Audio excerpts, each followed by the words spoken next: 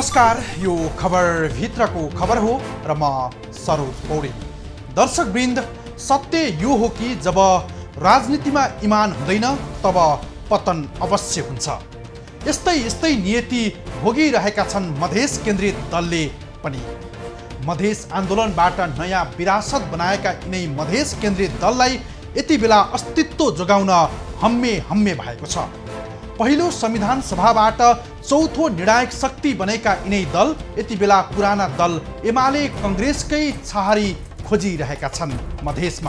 मधेसकै शक्तिशाली राजनीति दल भएर पनि मधेसमै एमाले कांग्रेसको टेकोको सहारामा 2079 को आम निर्वाचन जित्ने रणनीति छ यिनीहरूको।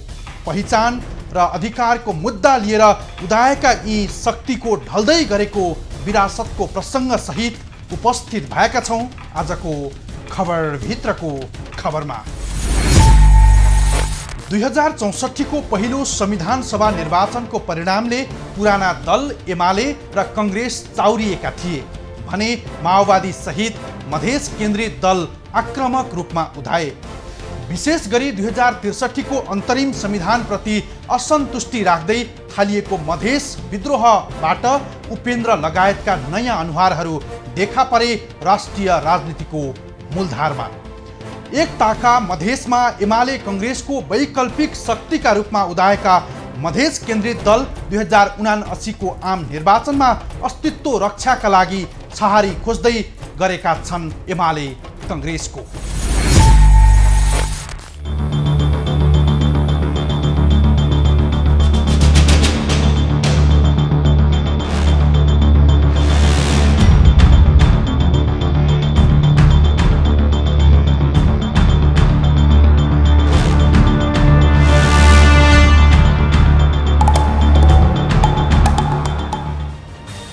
डेढ दशकमै ढल्दै मधेस केन्द्रित दलको विरासत, अस्तित्व जोगाउन कांग्रेस एमालेको सहारा।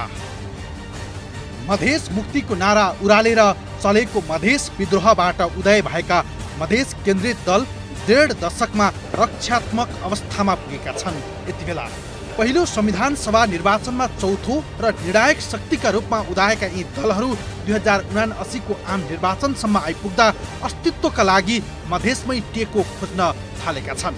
पहिचान र अधिकारको मुद्दा लिएर उदाएका यी दल सङ्कटमा छन्।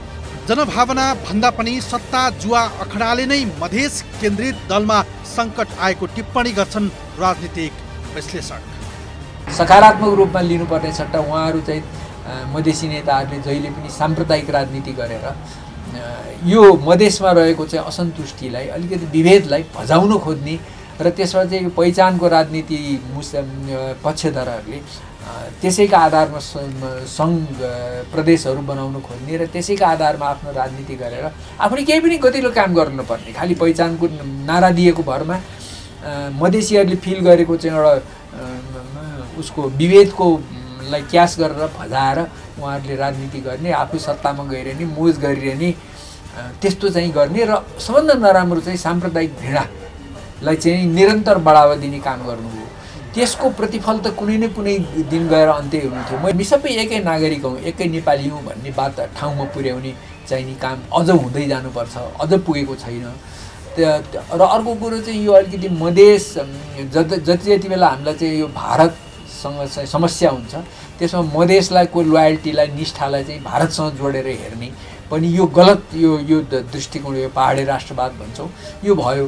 यसलाई चाहिँ छोडेर अब अहिले त धेरै सुधार भइसक्यो पहिले भन्दा, तर मधेसी नेताहरूले यसैलाई भजाएर बारम्बार चाहिँ सधैँ चाहिँ यो पहिचानको राजनीति गर्नुभयो। त्यो अन्त्य हुनु थियो। आखिर त सत्ता नै हो नि, यो राजनीति गर्नेहरूको त सबै चाहिँ आफू निर्वाचित हुने, आफू मन्त्री प्रधानमन्त्री हुने, आफू मोज गर्ने, आफू सोख गर्ने, यी सब नाराहरू ल्याएर उहाँहरूले चाहिँ जुन देशलाई चाहिँ एउटा चाहिँ अप्ठ्यारोमा पार्नु भएको थियो, यसको अन्त्य हो भन्ठान्छु म। आसन्न मङ्सिर 4 को निर्वाचनमा आफ्नो अस्तित्व रक्षाका लागि बालुवाटार र बालकोटको छहारीमा पुगेका छन् मधेस केन्द्रित दलहरू। समान मुद्दा र समान राजनीतिक चरित्र भए पनि उपेन्द्र र महन्त अलग अलग यात्रामा छन्। उपेन्द्र एमालेको काँधमा चढेर मधेसमा राजनीतिक अस्तित्व जोगाउन ओत लागेका छन् भने उता महन्त ठाकुर देउबा दाहालको क्याम्पमा पुगेका छन्। मधेसी जनताको मतबाट पटक पटक सत्तामा ओहोर दोहोर गरेका यिनै अनुहारहरूलाई यति बेला सङ्कट लागेको छ। उपेन्द्र यादव ओलीलाई विश्वास गरेर चुनावी मोर्चामा छन्। संघीयता विरोधी आरोप लगाउने उपेन्द्र चुनाव जित्न भने ओलीकै भरोसामा छन्। हाम्रो देशको फसादको कुरा के छ भने कोही पनि सिद्धान्त चल्दैन। मधेस केन्द्रित दलका नेता भन्ने जति छन् ती मधेस केन्द्रित अधिकार अथवा मधेसीहरूको अधिकार, त्यहाँको किसान, त्यहाँको मजदुर, त्यहाँको नारीहरूको अधिकारको लागि लडेका नेताहरू होइन। उनीहरू जसरी हुन्छ सत्तामा आउने र सत्तामा आएपछि सत्ता दोहन गर्ने कार्यमा पोख्त भएका र त्यसैमा चाहिँ नि पिपासु भएर बसिराखेका नेताहरू छन्। प्राय केही अपवाद बाहेक जम्मै मधेस केन्द्रित नेता त्यस्तै हो। त्यसकारणले उनीहरूले पहिचानको कुरा खोजे र आन्दोलन चाहिँ सफल पारे, त्यसलाई टेकेर अब उनीहरू यही भ्रष्टाचार, अन्याय, अत्याचार, शोषण, दमनको नीति अख्तियारी गर्ने हो। त्यसो भएको हुनाले उनलाई केपी ओली र प्रचण्ड फरक हुँदैन। कहिले केपी ओलीतिर कहिले प्रचण्डतिर गरिरहन्छ। केपी ओली र प्रचण्ड आकाश जमिनको फरकको नेता हो। केपी ओलीजी संघीयताको विरोधी, धर्मनिरपेक्षताको विरोधी, गणतन्त्रको विरोधी, समानुपातिक समावेशी सिद्धान्तको विरोधी। उहाँहरूको बिचमा कहिले यता कहिले उता मिल्ने भने चाहिँ अब तपाईँले चाहे कमल थापा जस्तो चाहिँ नि अत्यन्तै प्रतिक्रियावादी, घोर प्रतिक्रियावादी, राजनैतिक रूपमा अपराधी भन्दा पनि हुने होइन, त्यस्तो प्रकारको शासन व्यवस्थाको हिमायतसँग पनि ऊ मिल्ने। विगतमा मधेसमा चलेको लहर यति बेला छैन। राजनीतिलाई कमाउ धन्दा बनाएका यिनै शक्ति कहिले एमाले त कहिले कांग्रेस गर्न थालेका छन्। एकताका मुख्य दल कांग्रेस र एमालेको विकल्पमा तराई मधेसमा उदाएका यिनीहरूको शक्ति यति बेला क्षीण मात्रै भएको छैन, अस्तित्व जोगाउनमै असिन पसिन छ मधेस केन्द्रित दललाई। पहिलो संविधान सभा निर्वाचनको परिणामबाट मधेस केन्द्रित दलहरू निकै बलिया भए। तराई मधेसमा परम्परागत दलहरू कांग्रेस र एमाले रक्षात्मक बनेका थिए भने तत्कालीन माओवादी र मधेस केन्द्रित दलहरू आक्रामक रूपमा उदाए। पूर्वदेखि पश्चिम तराईमा मधेस केन्द्रित दल जल्दो बल्दो शक्तिको रूपमा देखा परे। अन्तरिम संविधान 2063 जारीपछि मधेस आन्दोलनको राप र तापको भट्टीबाट उपेन्द्र यादव लगायतका नयाँ अनुहारहरू मूलधारको राजनीतिमा आए। मधेसमा अलग्गै राजनीतिक शक्तिको उदय भएको थियो भने कांग्रेस र एमाले जस्ता शक्ति रक्षात्मक बन्न पुगेका थिए। त्यसबेला 7 दलसँग 12 बुँदे सहमति गरी संसदीय राजनीतिमा फर्केको माओवादीकै आकर्षण सहित 2064 को संविधान सभाको चुनावबाट उपेन्द्र यादव राष्ट्रिय राजनीतिमा उदाए। मधेसको एजेन्डा राजनीतिको केन्द्रमा आयो। पहिलो संविधान सभा चुनावमा फोरमले 54, तमलोपाले 21, सद्भावना पार्टीले 9 र नेपाल सद्भावना पार्टी आनन्द देवीले 3 सांसद जित्यो। त्यो संख्या राष्ट्रिय राजनीति र मधेसको राजनीतिमा निकै अर्थपूर्ण थियो। गणतन्त्र, संघीयता, समानुपातिक, समावेशीको एजेन्डामा सम्झौता रहित आन्दोलनको अडान यी दलहरूले लिए। एक प्रकारले मुलुकको राजनीतिमा हस्तक्षेपकारी धार बन्यो मधेस र मधेस केन्द्रित राजनीति। निरन्तर विभाजन र टुटफुटको श्रृङ्खला। सत्ताको लालचबाट यी दलका नेताहरू मुक्त हुन सकेनन्। हरेक सत्तामा यी दलका सांसदहरू दोहोरिँदै तेहरिँदै मन्त्री बनिरहे। फुट्ने र जुट्ने श्रृङ्खला कायम रह्यो। 2064 को चुनावमा चौथो शक्ति बनेको फोरम 2066 मै विभाजन भयो। कांग्रेस पृष्ठभूमिका विजय कुमार गच्छेदारले उपेन्द्र नेतृत्वको फोरम विभाजन गरी माधव नेपाल नेतृत्वको सरकारमा सहभागी भए। फोरम, तमलोपा र सद्भावना लगातार फुटिरह्यो। राष्ट्रिय जनता पार्टी बन्यो। उपेन्द्र यादवको संघीय समाजवादी फोरम जसपा पनि बन्यो। तर पार्टी एक हुन सकेन। अन्तत उपेन्द्र र महन्त अलग अलग भए। उपेन्द्र ओलीतिर र महन्त देउबा दाहालतिर छन् यस पटकको निर्वाचनमा। अधिकार र पहिचानका लागि 117 जना नागरिकले रगत बगाए। पटक पटक भएको आन्दोलनमा सयौं घाइते भए। धेरैले मुद्दा र जेलनेल भोगे। आन्दोलनबाट मुलुकमा सङ्घीय शासन पनि कार्यान्वयन भयो। तर सङ्घीय शासनमा सबैभन्दा बढी माग गर्ने मध्य प्रदेश विकृत, व्यथिति र भ्रष्टाचारमा कीर्तिमान राख्यो मध्य प्रदेशले अन्य प्रदेश भन्दा।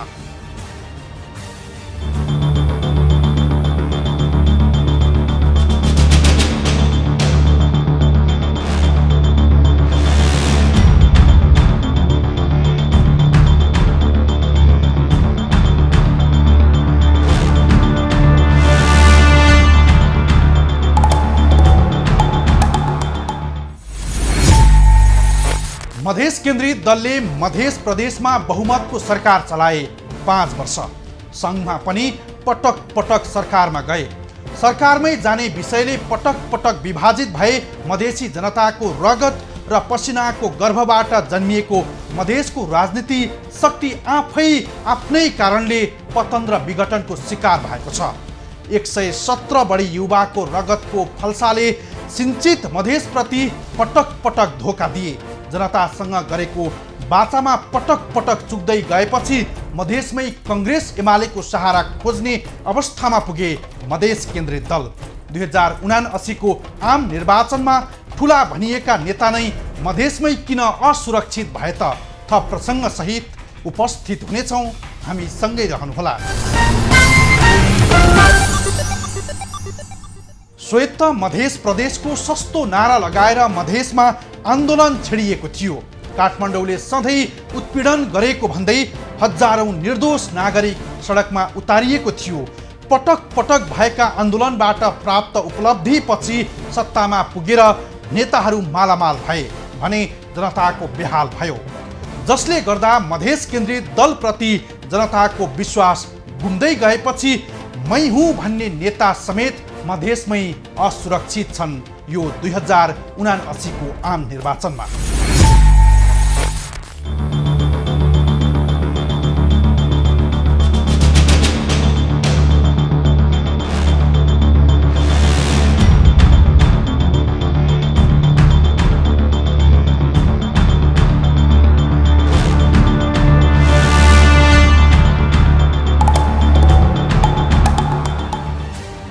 मधेस केन्द्रित दलका ठुला भनिएका नेतालाई मधेसमै कठिन।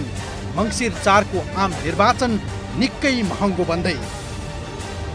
सङ्घीय संरचना अनुसार मधेस प्रदेशमा प्रतिनिधि सभातर्फ 32 निर्वाचन क्षेत्र छन्, जहाँ 2074 को प्रतिनिधि सभा र प्रदेश सभा निर्वाचनमा 32 मध्ये 19 निर्वाचन क्षेत्रमा मधेस केन्द्रित दलकै नेता निर्वाचित थिए। नेपाली कङ्ग्रेसले 6, माओवादी केन्द्रले 5 र नेकपा एमाले 2 सिट मात्र जितेका थिए। तर यस पटक भने मधेसका 2 शक्ति जनता समाजवादी पार्टी र लोकतान्त्रिक समाजवादी पार्टी फरक फरक गठबन्धनबाट प्रतिस्पर्धामा उत्रिएका छन्, जसले गर्दा 32 मध्ये 17 सिटमा मात्रै मधेस केन्द्रित दलको उम्मेदवारी परेको छ भने त्यसमध्ये 9 सिटमा उनीहरू बीचमै मुख्य प्रतिस्पर्धा छ। पाका र पुराना मधेसी नेता नै सङ्कटमा।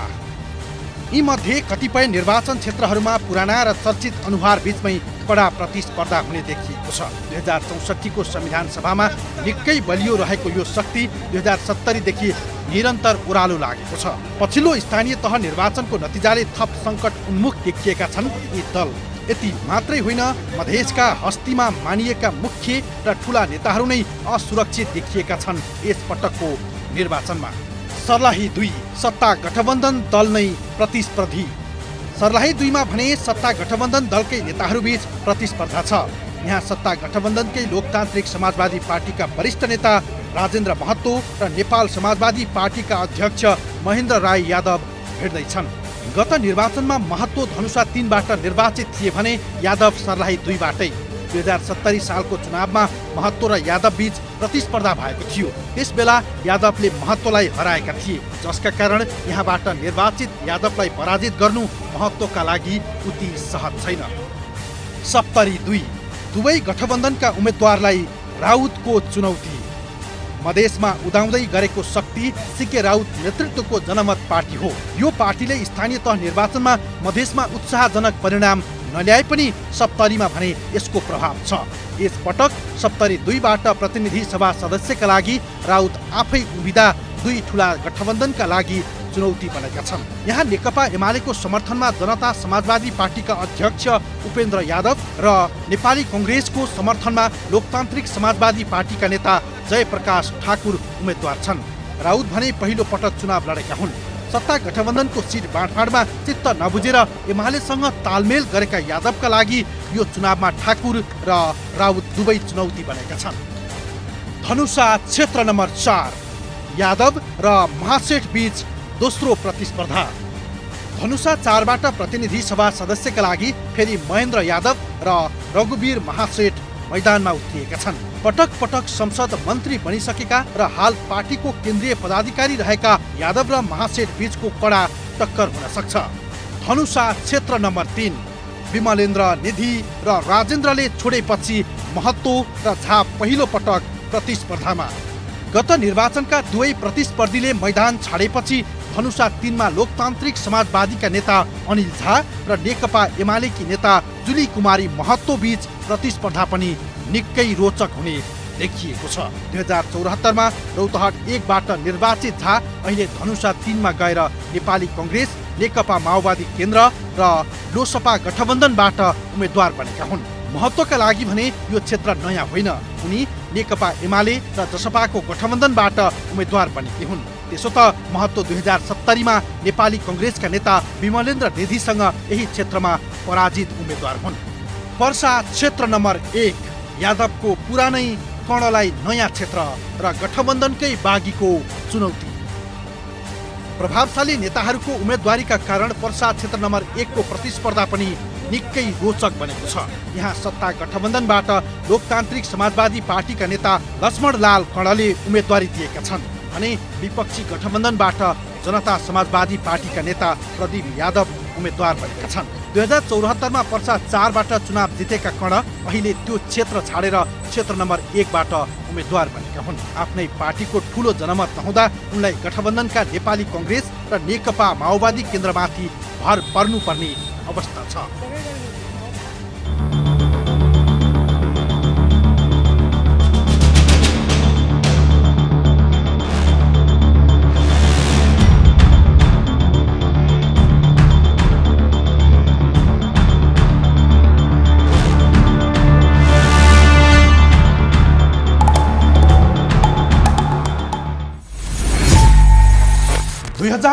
को संविधान सभाको नतिजाले निकै बलिया देखिएका मधेस केन्द्रित दलका शीर्ष नेता नै असुरक्षित देखिएका छन्। जनतालाई सपना देखाएर आन्दोलनमा हुमेका उनीहरूले सत्तामा मोज मस्ती त गरे, तर मधेसको गरिबी, अभाव, विभेद र विकृतिको अन्त्य हुन सकेन। बरु त्यसको ठिक उल्टो जनतामा पश्चाताप र ग्लानीको आगो उत्तिकै बल्यो, जसका कारण मधेसका मसिहा ठान्ने उनी नेता नै मधेसी जनताको विश्वास गुमाउँदै गए। प्रसङ्ग बाँकी नै छ, हामी सँगै रहनुहोला। संघीयताको 5 वर्षलाई फर्केर हेर्दा मधेस प्रदेशमा थिति भन्दा व्यथितिका चाङ धेरै छन्। जहाँ मधेस आन्दोलनको नाउँमा केही सीमित वर्ग सत्तामा पुगे, महल र पजेरोमा उनीहरूको दैनिकी बित्न थाल्यो। तर लाखौं मधेसका नागरिकले न्यूनतम सेवा सुविधा पनि पाउन सकेका छैनन्। उनीहरू गरिबी, अभाव र विभेदको दुष्चक्रमा फसेका छन्। सुगम भए पनि मानवीय विकासमा पिँधमै छन्। 47% मधेसका जनता बहुआयामिक गरिबीको आगोमा जलिरहेका छन्। नेता मस्तीमै चलिरहेका छन्।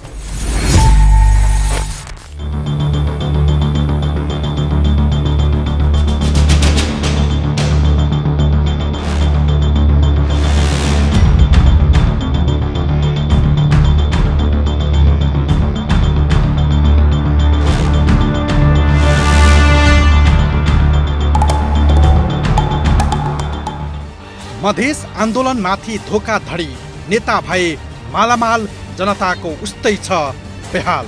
मधेस मुक्तिको लागि भन्दै 2063 माघ 5बाट सुरु भएर 19 दिनसम्म चलेको थियो मधेस आन्दोलन।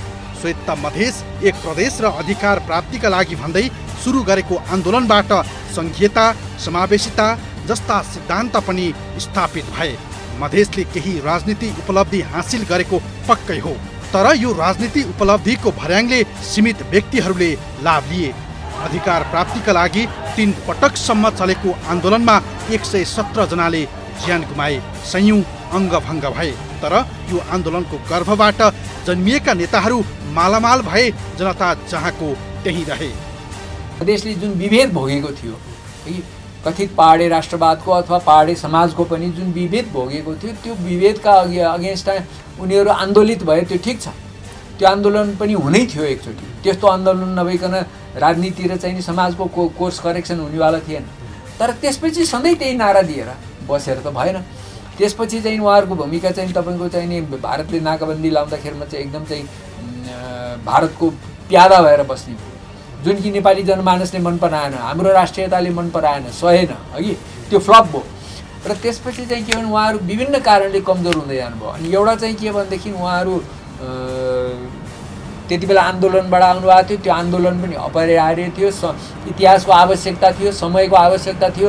पछि उहाँहरूले त्यो आन्दोलनलाई चाहिँ सकारात्मक रूपमा लगेर देशको एकीकरण पनि हुने, साम्प्रदायिक राजनीति पनि नहुने, पदको सत्ताको पछाडि लाग्नुभयो। काम राम्रो गर्न सक्नु भएन। अहिले मध्य प्रदेशको सरकारको काम कार्य सम्पादन हेर्नुभयो भने अरू प्रदेशको सरकारभन्दा खत्तम छ। भ्रष्टाचारमा लाग्नुभयो, अवसरवादितामा लाग्नुभयो, र त्यसपछि सधैँ सत्ताको झगडा, आपसमै नमिल्ने यस्तोमा लाग्नुभयो। त्यसपछि निरन्तर यी कुराहरूले गर्दा उहाँहरूको चाहिँ लोकप्रियता कम हुँदै गयो। आन्दोलनको शिथिल भइसकेको थियो, आन्दोलनको माहौल शिथिल भइसकेको थियो।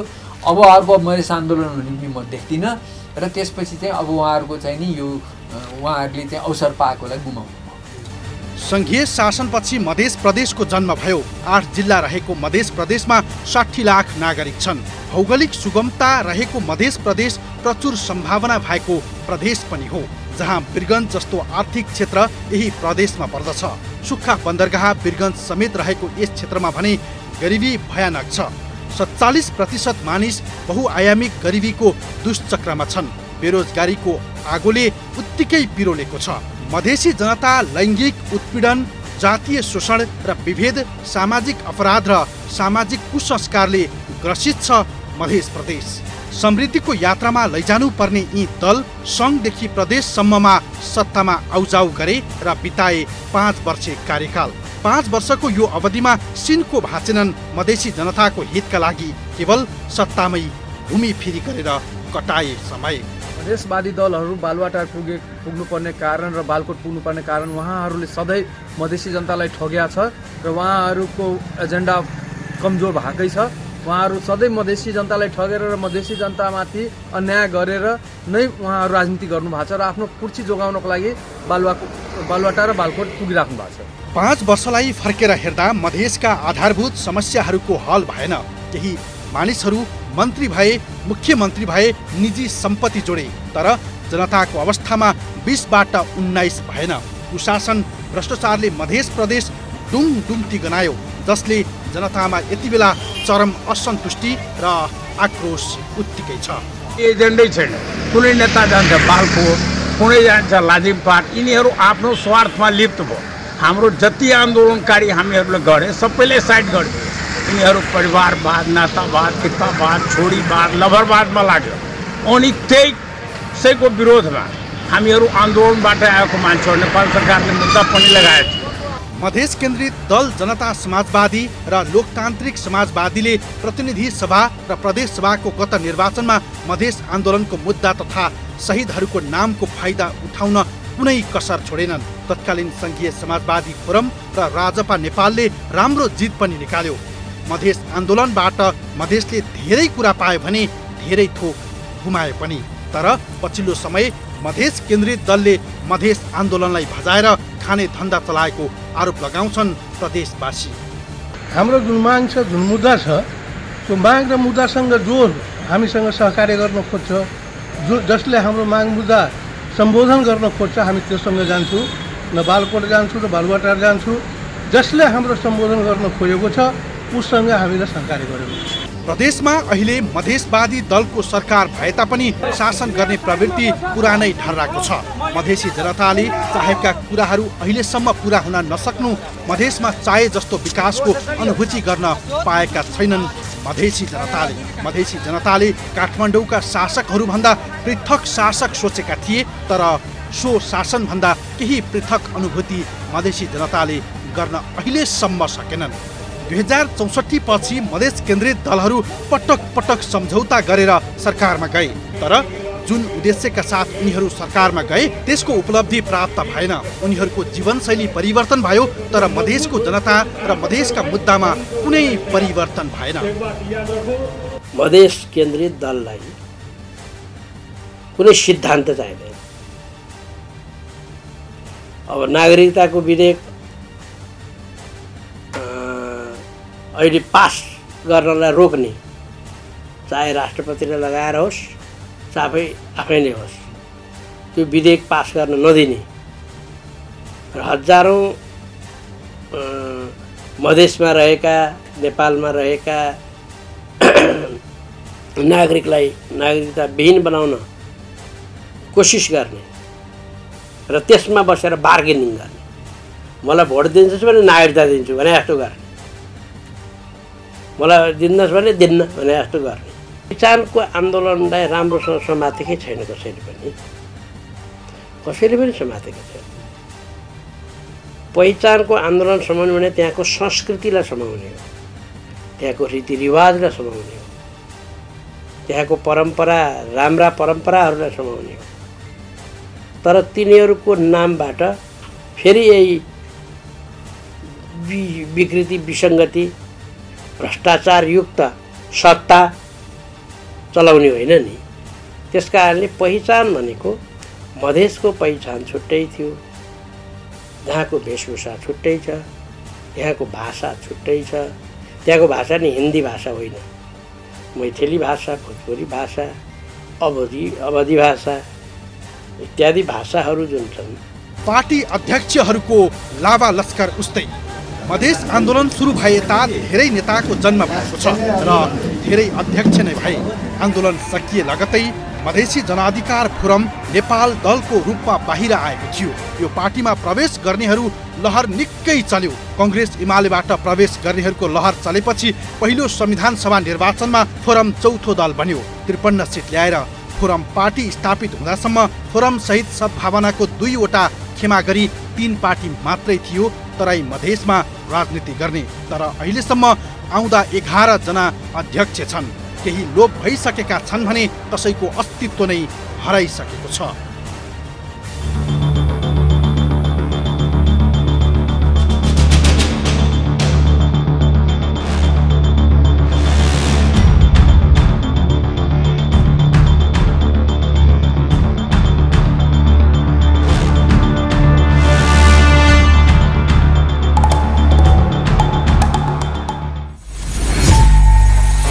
मधेस संघीयताको आत्मा नै हो, तर यही संघीयताको आत्मा प्रदेशभित्रको कुशासन, अनियमितता र भ्रष्टाचारले डुङडुङती गनाए दुर्गन्धित छ, जसमा प्रदेशको बढी वकालत गर्ने मधेस प्रदेश सरकारले नै संघीयतालाई बदनाम गरिरहेको छ।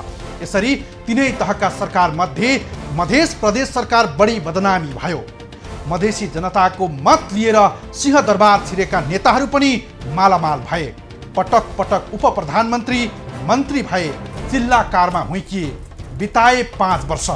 5 वर्षपछि उही निर्वाचन आइपुग्यो। उस्तै गरी मधेसका जनतालाई छक्क्याएर सत्तामा पुग्ने दाउमा छन् यी दलहरू। यसर्थ मधेसी जनताले यिनै नेतासँग एक हिसाब माग्न जरुरी छ, किनकि जनताको बलिदानीमाथि मजाक गर्न कोही कसैलाई पनि छुट छैन। हौस् त आजलाई यति नै। भोलि अर्को खास विषय लिएर उपस्थित हुनेछौँ। खबर भित्रको खबरका लागि हेर्दै रहनुहोला एभी न्यूज खबर। नमस्कार।